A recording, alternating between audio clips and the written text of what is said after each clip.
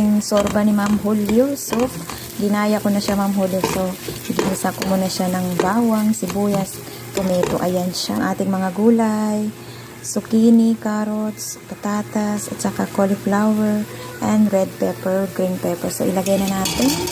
Ayan.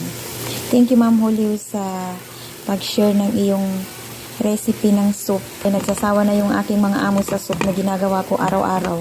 So, ito, thank you talaga kay Ma'am Julio at meron na naman akong natutunan. So, ayan, lagyan na natin ng tubig. Lagyan natin ng tubig, nor cube, lagyan natin paminta, saka salt. So, hayaan na natin siyang malamot, saka natin siya i-blender. Tina soup, yan, healthy soup ito siya, guys. Ang konting tomato paste. Lagyan natin ng black lemon. Panan natin, hayaan na natin siyang maluto.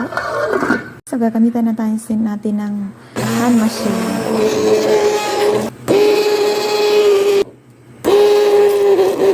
Na yung soup. Ayan. Sandukin natin, guys. Wow. Perfect.